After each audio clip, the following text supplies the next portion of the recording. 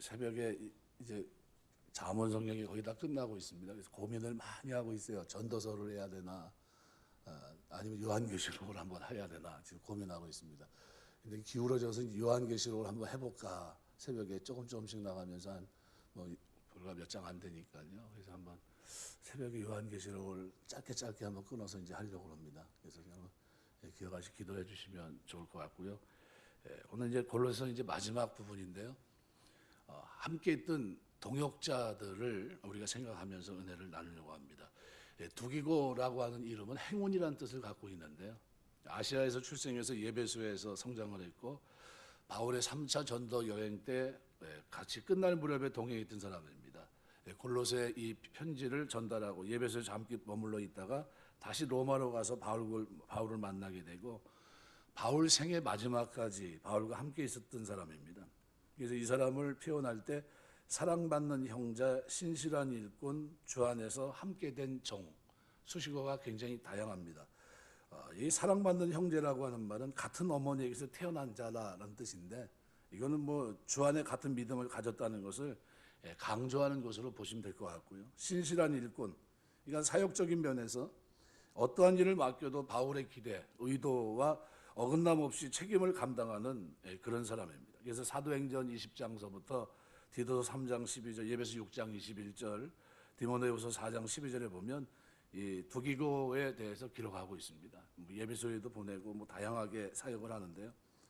그분을 표현할 때 신실한 일꾼으로 표현하고 있고 또 주 안에 함께 된 종이다. 종으로서 주를 위해 일하는 동역자라는 겁니다. 그래서 이 두기고라고 하는 이 내용을 이렇게 보게 되는데 7절부터 오늘 9절 이렇게 봤는데요. 10절, 11절까지 가만히 들여다봐도요. 보통 여기 뭘 기록하고 있냐면요. 교회는 어떤 공동체인가를 얘기할 때요. 함께하는 공동체다라는 것을 보여줍니다. 그래서 함께하는 공동체인데 그냥 공동체가 아니라요. 복음으로 새롭게 된 공동체입니다. 그래서 오늘 그 부분이 오늘 우리가 생각해야 될 부분이 아닌가 생각이 됩니다. 그래서 7절에도 보면 사랑받는 형제, 함께하는 공동체, 그래서 주 안에서 함께 종이 된 자다 이렇게 얘기했는데 9절에도 보면 이렇게 오네시모를 얘기할 때도요 똑같이 어떤 단어를 쓰냐면 함께라는 단어를 계속해서 쓰고 있습니다. 함께 보내노니 이렇게 얘기하고 있고요. 또 10절 11절에도 보면 마가가 나오는데 마가도 역시 함께 11절에도 다 똑같습니다. 그래서 무슨 얘기냐면 교회는 유기적으로 한 몸이기 때문에요. 각 지체들이 자기 역할을 신실하게 감당하면서 교회를 함께 세워야 되는데 사실 바울 같은 유능한 사람에게 골로새서에서만 소개된 동역자들이 10명입니다. 로마서에는 뭐 16명 정도 쭉 기록하고 있고요. 그러니까 지금 그 동역자들이 많아요. 자기 혼자 일한 게 아니라는 거죠. 어떤 일을 때 팀을 이루듯이 함께 모든 일들을 감당해내고 있습니다. 바울과 함께한 이 사람이 오늘 7절에 두기고입니다. 사도행전 20장에도 나오는 사람인데 예루살렘 교회가 기근으로 힘들어할 때 바울은 이방에 있는 교회들을 독려하면서 헌금을 모았습니다. 모인 헌금을 혼자 예루살렘으로 가지고 가지 않았고 선교 사역에 함께했던 여러 지체들을 데리고 갔는데 그 일행 가운데 한 사람이 두기고입니다. 그래서 두기고는 사도행전에도 예배소에도 디모데후서에도 디도서에도 나옵니다. 바울이 자기 사정을 알리기 위해서 사람을 보낼 때 자기 대신 누굴 보내냐면 두기고를 보냅니다. 그럼 어느 정도입니까? 신실한 일꾼이고 사랑받는 형제라는 겁니다. 그래서 예배서 6장 21절 22절에 보시면 이렇게 표현합니다. 나의 사정 곧 내가 무엇을 하든지 너희에게도 알리려 하노니 사랑을 받는 형제여 주 안에서 진실한 일꾼인 두기고가 모든 일을 너에게 알리리라. 우리 사정을 알리고 또 너희 마음을 위로하기 위하여 내가 특별히 그를 너에게 보내었노라. 두기고에 대해서 정확하게 얘기합니다. 디모데후서 4장 말씀에서도 보면요. 12절에 두기고를 예배소로 보내었도다. 그러니까 사도행전 20장 4절에도 똑같습니다. 아시아까지 함께 가는 자는 베레아 사람 브로의 아들 소바더와 데살로니가 사람 아리스다고와 설군도와 더베 사람 가이오와 디모데와 아시아 사람 두기고와 드로보마라 이렇게 기록하고 있는데 생소한 이름들 여럿이 있는데 그 가운데 두기고가 거기 또 끼어 있습니다. 그러니까 바울이 이 크레타 섬에서 목회하고 있는 디도에게 사람을 보낼 때도 두기고를 보냅니다. 그래서 디도 3장 12절에 보면 내가 아데마나 두기고를 내게 보내리니 그때 내가 급히 내게 오라. 내가 거기서 겨울을 지내기로 작정하였노라. 그러니까 두기고는요, 바울 대신 각 지역에 가서 바울의 사정을 알리고 그 교회 성도들을 위로하기 위해서 보낸 바울의 신복입니다. 요즘으로 말하면 뭐 그림자 같은 사람이에요.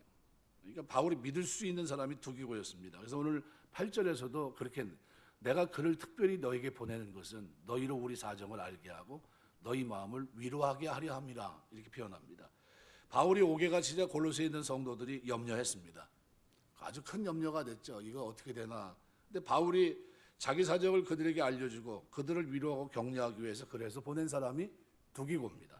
그러니까 바울은 감옥에 있는 것이 고생스럽긴 하지만 괴롭기만 한 일은 아닙니다. 헤아릴 수 없는 하나님의 계획, 섭리, 도우심이 있다는 것을 말하면서 교우들의 염려를 덜어주고자 했습니다.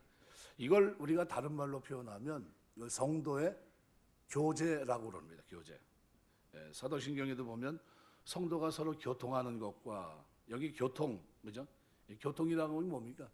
사정을 서로 알게 하는 거예요.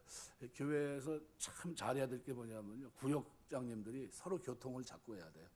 누가 사정이 안 좋으면 그 사정을 자꾸 알아보고요, 같이 기도하고 같이 하나님 앞에 함께 기도하는 이것이 굉장히 중요합니다. 신앙생활은 정해진 시간에 교회 와서 예배드리고 선한 결심하고 삶의 자리로 흩어지고 이게 다가 아닙니다. 더 중요한 게 있어요. 그게 뭡니까? 교회 와서 예배드리고 선한 결심하고 삶의 자리로 흩어지면서 교회 왔을 때 어떻게 해요? 교제합니다. 서로 교통하고 서로 사정을 알고 함께 고하고 위로하는 일이 우리끼리 있어야 돼. 이걸 우리는 신앙생활이라고 합니다. 신앙생활. 교회는요, 그냥 왔다 흩어지는 게 아니에요. 떡을 떼며 교제했고, 초대교회가 날마다 한 게 뭡니까? 떡을 떼고 교제했다 그랬어요. 교제. 이 교제가 뭡니까? 서로의 사정을 알아봤다는 거예요. 서로 내가 이렇게 있어, 내가 무슨 기도 제목이 있고 내가 지금 이런 형편이야. 이걸 어떻게 서로 자꾸 알려야 된다는 거예요. 기도 제목으로 아픈 이야기를 서로 나눠야 됩니다. 서로 한 몸이 된 지체들을 피부치와 비교할 수 없을 정도의 신뢰가 교회 안에서 이루어질 수 있도록 서로 아픔을 의지하고 기도할 수 있는 교회로 만들어 가야 돼요. 이게 우리 동단제일교회가 이런 교회가 돼야 됩니다. 그래서 누가 와도 전혀 생뚱맞은 게 아니라 서로 어떻게 기도해 주는 교회가 돼야 돼요. 그래서 이 교회가 잘해야 될 게 뭡니까? 서로 교통하면서 위로하는 거예요. 그래서 성도는 하나님의 소식을 전하면서 세상을 위로하는 사람들입니다. 여기 위로한다는 이 파라칼레오라는 이 단어가요, 곁에서 부르다, 뭐 용기에 힘을 북돋는다, 뭐 이런 뜻인데요. 성령에 대한 다른 호칭 보혜사로 번역되는 파라클레토스와 어근이 같은 단어입니다. 어떤 위로입니까? 성령이 말할 수 없는 탄식 가운데 우리에게 기도하시면서 위로하시는 것과 똑같이 이 위로는 성도들에게 서로 해야 될 중요한 것이라는 겁니다. 교통하며 위로해야 된다는 거예요. 그러니까 이 단어는 단순한 격려가 아닙니다. 인내로서 어려운 상황을 믿음으로 극복할 때 찾아오는 하나님의 위로를 가리킬 때 쓰는 단어가 파라칼레오라는 단어예요. 위로라는 단어예요. 그럼 우리 교회에서 이 위로를 필요로 하는 사람들이 있다면 여러분 어떻게 해야 됩니까? 해야 돼요. 누가 해야 됩니까? 교회 최소한 우리 여전사님이 신경 써서 위로해야 되고, 그 다음에 누가요? 구역장님들이 해야 되고요. 그 다음에 어떻게 해요? 교회 장로님들, 권사님들이 위로하는 거예요. 교통과 위로, 이게 잘 이루어지는 교회가 좋은 교회입니다. 교통이 이루어졌다는 건 뭐가 선행됩니까? 기도와 신방이 있겠죠. 그리고 함께하는 일이 벌어지는 거죠. 그래서 교회는 함께하는 공동체입니다.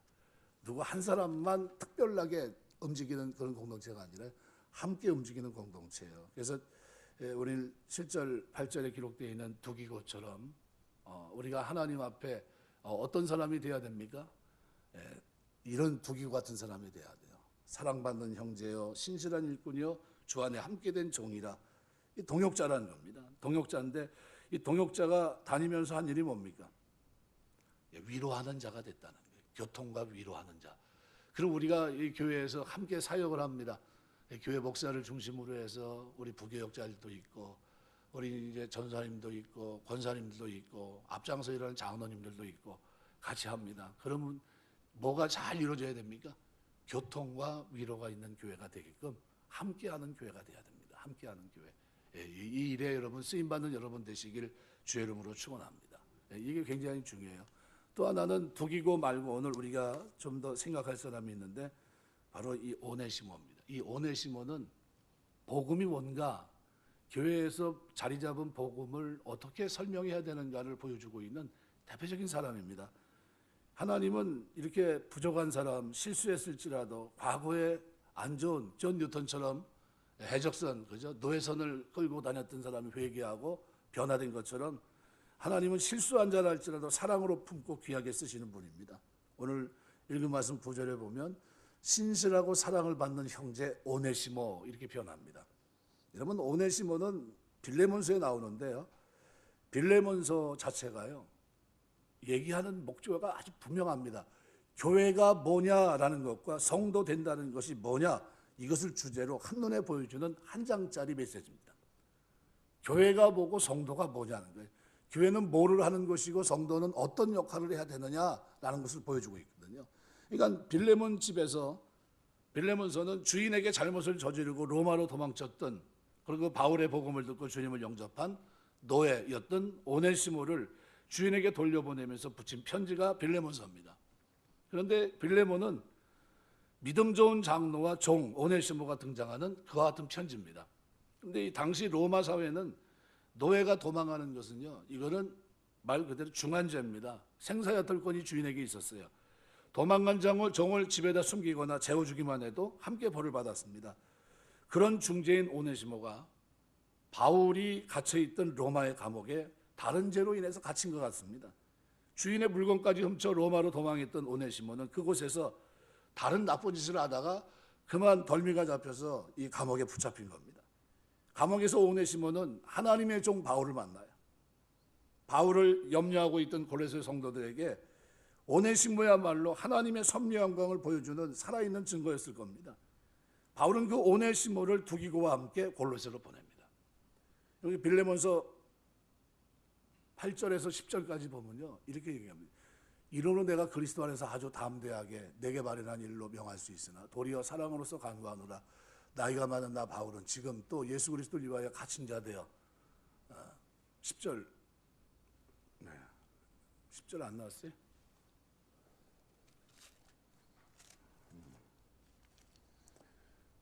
10절에 보면 이렇게 표현합니다. 갇힌 중에 낳은 아들 오네시모를 위하여 내게 간구하노라. 갇힌 중에 낳은 아들 그랬어요. 당시 사회에서 가장 미천한 노예를 갇힌 중에서 낳은 아들이라고 부릅니다. 디모데, 디도, 오네시모, 바울이 13권의 서신을 썼는데요, 그 가운데 아들이라 부른 사람은 요 세 사람입니다. 거기에 누가 들어갑니까? 오네시모가 들어가요. 완전히 세상 말하면 이 불의한 자인데, 디모데는 영적인 아들 아닙니까? 디도도 그렇고. 그런데 거기 그 반열에 누굴 세우고 있습니까? 오네시모를. 그래서 11절에 보시면요, 빌레몬 11절에 보시면은 그가 전에는 내게 무익하였으나 이제는 나와 내게 유익하다 그랬어요. 그러니까 12절 14절까지도 쭉 보시면 이랍니다. 내게 그를 돌려보내노니 그는 내 신복이라. 그를 내게 머물러 있게 하여 내 복음을 위하여 갇힌 중에 내 대신 나를 섬기게 하고자 하나 다만 내 승낙이 없이는 내가 아무것도 하기를 원하지 아니하노니 이는 너의 선한 일이 억지같이 되지 아니하고 자유로 되게 하려 함이라. 당시 사회에서 오네시모는 중재인입니다. 그런데 바울은 빌레몬의 신앙 인격을 신뢰하면서 그를 어떻게 해요? 다시 돌려보내요. 그러니까 오네시모는 바울에게 도움이 되었지만 바울은 기독교인으로서 그가 주인으로 돌아가 섬겨야 될 의무가 있다고 느낀 겁니다. 뭡니까? 죄를 회개해야 되는 거예요. 회개는 단순히 하나님에게만 해야 됩니까? 아니면 지은 당사자에게 가서까지 해야 됩니까? 지은 당사자에게까지 찾아가서 회개해야 돼요. 빌레몬에게 오네시모를 다시 돌려보내면서 바울은 뭘 기대했냐면요, 관계가 회복되기를 기대했습니다. 주인과 종의 관계였지만 이제는 그게 아니라 그리스도 안에서 형제를 하는 관계가 회복되기를 원했습니다. 오네시모가 하나님과 사람 앞에 용서받은 자로 하나님 앞에 새 삶을 사는 사람으로 살도록 빌레몬에게 돌려보내서 용서를 구하게 합니다. 그럼 어떤 태도로 용서를 구하고 있느냐면 16절에 보면요, 이렇게 표현합니다. 이후로는 종과 같이 대하지 아니하고 종 이상으로 곧 사랑받는 형제로 둘 자라. 내게 특별히 그러하거든. 하물며 육신과 주 안에서 상관된 내게랴. 무슨 얘기입니까? 너도 그렇게 하라는 겁니다. 그러니까 종인 오네시모를 주인에게 돌려보내면서 용서해 주라고 말하지 않습니다. 그 정도가 아니라 그를 더 이상 종으로 대하지 말고 형제로 대우해 주라는 거예요. 과거 우리가 1900년 20세기 초가 됐을 때 양반 상놈 제도가 있을 그때요. 그때 종들이 잘못하고 돌아갔는데 주인이 예수를 믿게 됐는데 그 주인한테 지금 종을 보내면서 너 이제 앞으로 그 사람 종으로 부르지 말고 형제로 부르라 그러면 어떻게 됐을까요? 받아들일 수 있겠습니까? 바로 그 상황입니다. 받아들이라는 거예요. 형제로. 그러니까 노예제도가 살아있는 사회에서 노예들이 나름대로 어떤 기능을 수행하는 그런 사회입니다. 그걸 때문에 제도 타파를 위해서 어떻게 움직이지 않았었거든요. 그러니까 노예 신분인 오네시모를 형제로 대하기는 주인에게 요구하는 것은 이것은 대단히 파격적인 요구입니다. 그런데 17절 18절에 보면요, 그 정도가 아닙니다. 그러므로 내가 나를 동역자로 할지인데 그를 영접하기를 내게 하듯 하고 그가 만일 내게 불의를 하였거나 내게 빚진 것이 있으면 그것을 내 앞으로 계산하라. 바울을 대하듯이 오네시모를 대하기를 원한다. 이런 과감한 요구를 할 수 있는 이유가 도대체 뭡니까? 하나님이 윤리적으로 살기를 원하는 우리에게 기대했던 것은 골로새 3장 23절 말씀이거든요. 무슨 일을 하든지 마음을 다해 죽게 하듯 하라. 이 말씀 때문입니다. 사실 엄격한 그런 사회, 그런 계급 사회에서요, 어떤 신분의 틀을 깨버리고 종을 형제로 받을 뿐만 아니라 그래서 어떻게 해요?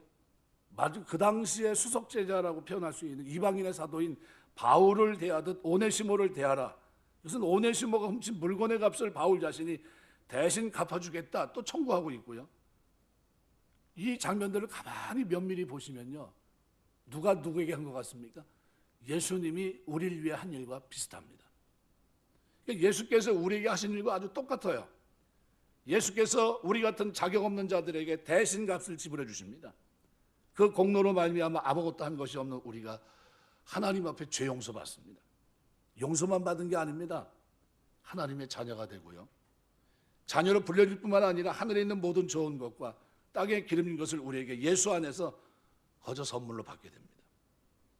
이것을 아는 성도처럼, 이렇게 하나님의 사람된 성도처럼 오네시모를 대하라고 빌레몬에게 권하고 있는 겁니다. 여러분 입장을 한번 가만히 생각해 보셔야 돼요. 만약 여러분이 오네시모 처지라고 한다면 빌레몬에 가서 용서를 구해야 됩니다. 하나님이 나를 용서해 주셨으니까 끝났다고 말해서는 안 되는 거죠. 빌레몬에게 가서 내가 죽을 죄를 졌습니다. 나는 지난날 주인에게 잘못했습니다. 나는 악한 자입니다. 내 죄를 용서해 달라고 용서를 구해야 됩니다. 이게 오네시모예요. 그러나 빌레몬의 상황이라면 오네시모를 향해서 형제여, 예수께서 나를 용서하신 것처럼 나도 형제를 주의 사랑으로 용서한다 선포해야 돼요. 당신은 더 이상 용서받을 종이 아니라 나의 형제고 이제는 바울같이 나에게 진짜 귀중한 사람이 된 겁니다. 그리고 그를 받아줘야 된다는 거예요. 이게 뭡니까? 복음 안에서의 삶이에요. 이것이 굉장히 중요합니다. 여러분이 영화 밀양이라는 영화를 한번 보신 적이 있을 거예요. 그죠?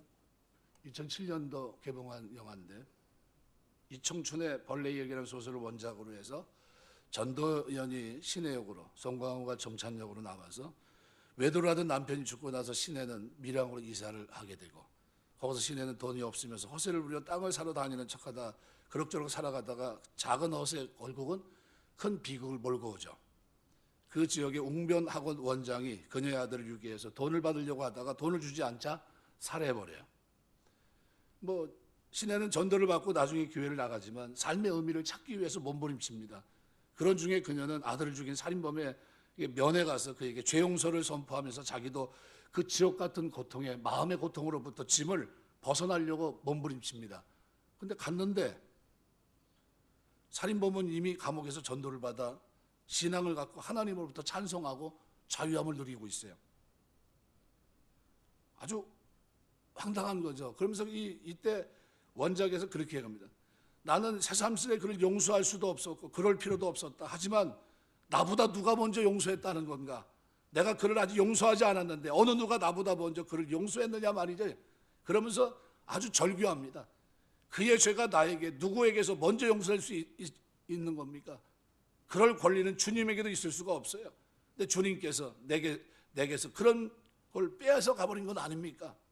나는 주님에게 그를 용서할 기회에 맞춰 빼앗기고 만 거란 말이에요. 그러면서 내가 어떻게 다시 그를 용서합니까? 그러면서 막 절규하면서 막 그 당시에 이슈가 됐던 영화가 저 밀양이라는 영화입니다. 사람들이 그때 물어봐요. 어떻게 해야 되는 게 정답이야? 이렇게 물어봐요. 어떻게 하는 게 정답입니까? 예, 회개하는 게 정답입니다. 송강호가요, 전도연이 찾아왔을 때 시내에게 내가 하나님의 사랑으로 내가 지난날의 죄를 회개했지만 내가 언젠가 꼭 찾아가려고 했습니다. 내가 감옥에 있어 찾아가지 못했지만 제가 여기서 나갈 수만 있다면 제가 꼭 찾아가서 그 죄를 씻으려고 했었습니다. 했어야 되는 거예요. 그게 없이 뭐 하고 있습니까? 혼자서? 나는 상관없다고 당신이 그렇게 하든 말든 신경 쓴 나 개의치 말라고 하면서 안 좋은 아주 좋지 못한 태도를 교회를 비하하는 듯한 그런 태도를 보였어요. 그건 잘못입니다. 그리고 우리가 신앙생활하면서 우리는 어떤 사람이 돼야 됩니까? 빌레몬과 오네시모의 관계 속에서요. 그래서 우리 상황을 잘 보셔야 됩니다. 그래서 교회는요, 죄인들의 공동체입니다. 완전한 사람들의 모임이 아니에요. 좋은 사람들만 모인 이상적인 공동체는요, 천국에만 있습니다. 이 지상교회를 무슨 전투하는 교회로 얘기합니다. 수많은 실패, 한계, 나약함을 동시에 경험하며 살아가는 사람들이 모인 공동체가 뭡니까? 교회예요. 그러므로 교회는 서로 용서를 구하고 용서할 뿐만 아니라 형제자매로 대할 수 있는 공동체가 돼야 됩니다. 교회는 과거 경험에 사람을 묶어두고 필요할 때마다 꺼내보면서 상기시키면서 그를 매장시키는 공동체가 아니에요. 다시는 발을 붙이지 못하도록, 근처에도 오지 못하도록 쫓아내는 그런 공동체가 아니에요. 교회는 부활 공동체처럼 누구든지 새 출발하고 새 삶을 살도록 격려하고 믿어주고 지지하는 그런 공동체가 교회입니다. 과거의 허물에 붙들려 살지 않도록 우리 주변에 나에게 잘못한 사람들을 용서하고 그들의 허물을 잊어주고, 도망친 노예라고 하는 것으로 오네시모를 낙인 찍듯이 그들을 낙인 찍어서는 안 돼요. 저 사람은 안 돼, 이렇게 낙인 찍으면 안 된다는, 용서하고 잊어야 됩니다. 영광스러운 구주를 대하듯 지체들을 바라보고 섬기는 공동체가 교회예요. 그래서 오늘 본문은요, 오네시모가 누구하고 관계가 되어 있다고요? 이제 사도 바울에게 이렇게 엄청난 사람이 됐다는 거예요. 신실한 형제가 됐다는 거예요. 자격이 있어요? 없어요. 근데 그를 누구에게 보냅니까? 죄를 지었던 빌레몬에게 보내면서 그에게 어떻게 형제로 대우해줘라, 나를 대하는 것처럼 대해줘라, 이렇게 얘기합니다. 그럼 신분이 어떻게 된 겁니까? 완전히 뒤바뀐 거예요. 그럼 그 죄는 어떻게 된 겁니까? 그 죄도 완전히 용서해 줄 수밖에 없는, 그리고 어떻게 해요? 새 출발입니다. 어떤 신분으로요? 전혀 새로운 그리스도 안에 한 형제로 살아가게 돼요. 이걸 뭐로 얘기하면 교회가 함께하는 공동체로 서로 용납해야 된다는 것을 말씀해 줍니다. 우리는 하나님의 용서받기를 기뻐하지만 다른 사람들을 용서하는 데는 아주 인색합니다. 교회는 상처를 주지 않거나 상처를 감싸주기만 하는 그런 공동체가 아닙니다. 때로는 서로에게 상처를 주기도 하고 아픔을 겪기도 하지만, 그러나 교회는 그런 가운데 서로 용서하면서 한 몸으로 빚어지는 공동체, 함께하는 공동체예요. 그러면서 어떻게 해요? 사랑과 뭐가요? 형제로서의 위로가 있는 공동체, 위로. 서로 위로. 그럼 어떻게 위로했을까요? 아마 두기고가 갔으면 아마 빌레몬에게 뭐라고 얘기했을까요? 바울의 얘기를 했을 겁니다. 그리스도의 사랑으로 오네시모가 예수님 만나게 됐고 지난날의 삶을 완전히 정리했고 이제 새로운 삶을 살아간다고 지금 결심했고, 이제는 바울에게 있어서 이 사람은 신복 같은, 수족과 같은 역할을 한 사람이 됐다. 너에게 놀라운 건 다름이 아니라 쓰고자 하더라도 당신의 사인이 있어야 될 게 아니냐. 당신의 묶여있는 지난날의 그 죄를 그리스도의 사랑으로 용서해 줬으면 좋겠다. 이거 누가 했을까요? 바로 위로의 근본이 두기고가 그 역할을 했을 겁니다. 그리고 오네시모는 와서 나는 변화된 사람입니다 하면서 자고하지 않고 어떻게 해요? 겸손히 엎드려서 내가 죽을 놈입니다. 내가 주인을 주인으로 대우하지 못했습니다. 성실하지 못한 모습을 보였습니다. 그리고 처분을 맡겼을 겁니다. 근데 그 처분을 맡겼을 때 빌레몬은 어떻게 했을까요? 바울의 메시지 편지를 받은 그대로 아니다. 주께서 나를 용서하신 것처럼 나도 너를 용서한다. 내 모든 것을 내가 탕감해주고 이제 네가 그리스도 안에서 새 출발해라 하면서 그에게 힘을 주고 이제는 어떻게 해요? 그리스도 안에서 변화된 그를 맞이하고 함께 형제로서의 그 길을 걸어갔을 겁니다.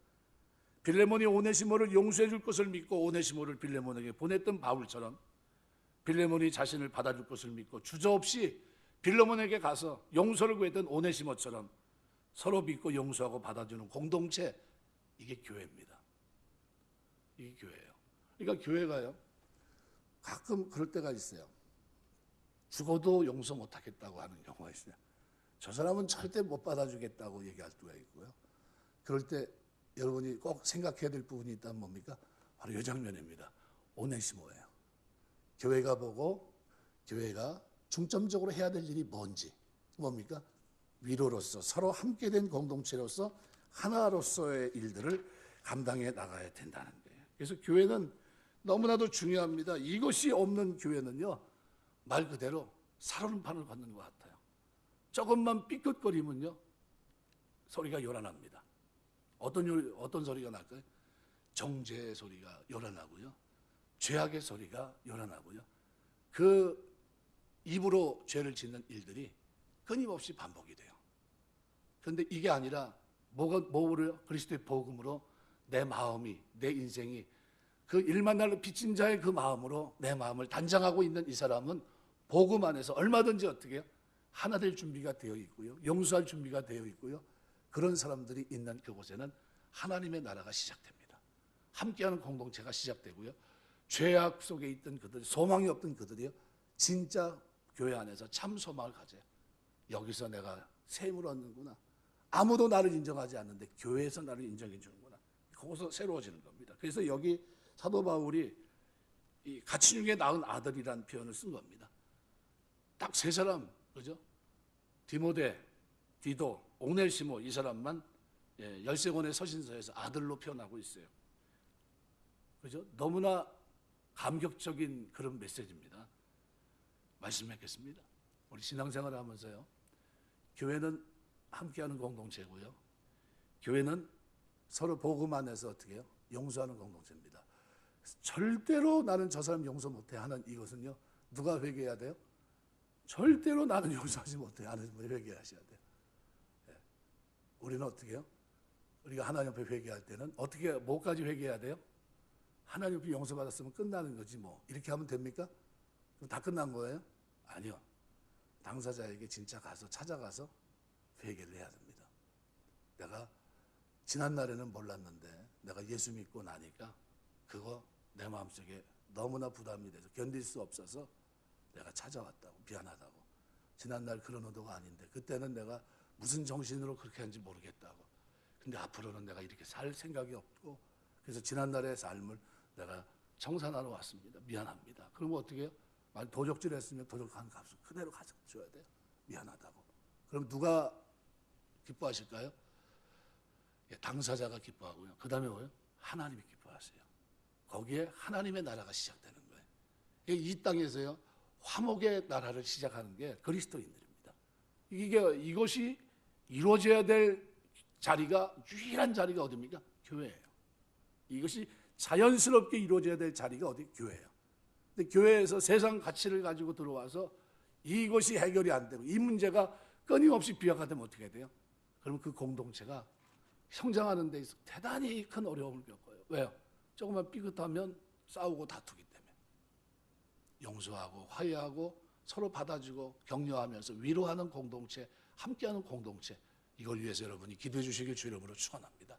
주 앞에 쓰임받는 믿음의 사람으로 한 생애를 살아가는 동안 하나님의 교회가 주 안에 든든히 세워지는데 여러분이 복음 안에서의 그 아름다운 이 사랑의 모습이 함께 형제된 자요, 종된 자요, 신실한 자라고 하는 이 말씀을 가지고 우리가 주님 앞에 엎드려 기도할 때 하나님, 나도 이 땅에 사는 동안 오네시모 같은 사람이었지만 이제는 살아가는 동안 복음 안에서 빌레몬 같은 사람으로 살아갈 수 있도록 내 삶을 붙들어 주시고 내 마음과 생각을 주장해 주옵소서 하시고 살아가는 동안 이와 같은 아름다움이 저와 여러분의 있게 되시길 주의 이름으로 축원합니다. 기도하겠습니다.